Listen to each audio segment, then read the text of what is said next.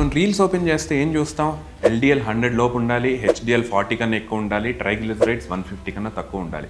అందరూ ఈ నెంబర్స్ గురించే మాట్లాడతారు. బట్ మిమ్మల్ని ఒక ఆనెస్ట్ క్వశ్చన్ అడుగుతాను. మీ రిపోర్ట్లో నెంబర్స్ని రిమూవ్ చేస్తే మీ లైఫ్ స్టైల్ మీ హార్ట్ డ్యామేజ్ చేస్తుందో లేదో అని మీకు తెలుసా? అది మనం ఈరోజు డిస్కస్ చేద్దాం.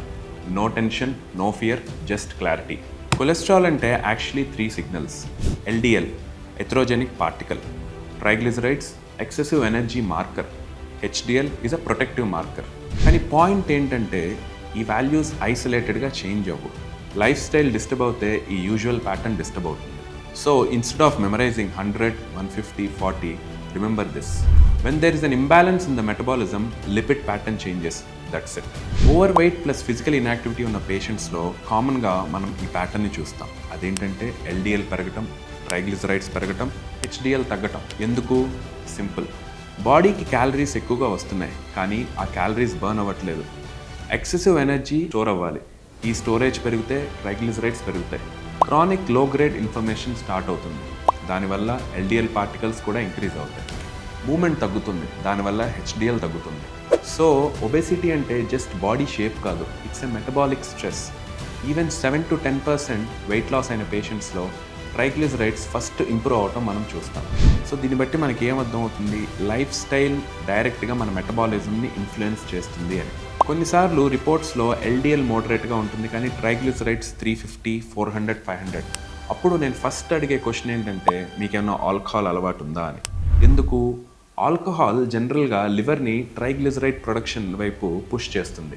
కాబట్టి ఆయిల్ అవాయిడ్ చేసినా కూడా ట్రైగ్లిజరైడ్స్ హైగా ఉంటాయి. ప్రాబ్లం సమ్టైమ్స్ ఫ్యాట్ కాదు, energy handling is the problem. Smokers చాలామంది ఎల్డిఎల్ మీదే ఫోకస్ చేస్తారు, కానీ సటిల్గా జరిగేది ఏంటంటే హెచ్డిఎల్ తగ్గుతుంది. హెచ్డిఎల్ అంటే reverse cholesterol transport system, protection layer లాంటిది. హెచ్డిఎల్ తగ్గితే ఈవెన్ మోడరేట్ ఎల్డిఎల్ ఉన్న రిస్క్ కూడా పెరుగుతుంది. సో స్మోకర్స్లో ప్రాబ్లం ఏంటంటే 1 నెంబర్ కాదు, హోల్ వాస్కులర్ ఎన్విరాన్మెంట్ చేంజ్ అవుతుంది. ఇది చాలా ఇంపార్టెంట్ టాపిక్. మన పాపులేషన్లో మన డైలీ డైట్లో వైట్ రైస్ ఓవర్లోడ్ అనేది కామన్గా చూస్తూ ఉంటాం. Refined flour, sweets, sugary teas and coffees మనం రెగ్యులర్గా తీసుకుంటూ ఉంటాం. ఈ ఎక్సెస్ రిఫైన్డ్ కార్బోహైడ్రేట్స్ లివర్లో ట్రైగ్లిజరైడ్స్గా కన్వర్ట్ అవుతాయి. దానివల్ల రిజల్ట్ ఏంటంటే ట్రైగ్లిజరైడ్స్ పెరుగుతాయి, హెచ్డిఎల్ తగ్గుతుంది. ఎగ్జాక్ట్లీ సేమ్ ప్యాటర్న్ మనం మెటబాలిక్ సిండ్రోమ్లో చూస్తాం, అండ్ ఆల్సో ఫ్యాటీ లివర్లో కూడా చూస్తాం, అండ్ డయాబెటీస్లో కూడా చూస్తాం. సో నేను ఆయిల్ తినను డాక్టర్ అని చెప్పడం సరిపోదు. క్వశ్చన్ ఏంటంటే టోటల్ కార్బోహైడ్రేట్ లోడ్ ఎంత? ఇప్పుడు మనం కొన్ని డిసీజ్ ప్యాటర్న్స్ని డిస్కస్ చేద్దాం. హైపోథైరాయిడిజంలో మెటబాలిజం స్లో అవుతుంది, అప్పుడు ఎల్డిఎల్ ఇంక్రీజ్ అవ్వటం కామన్.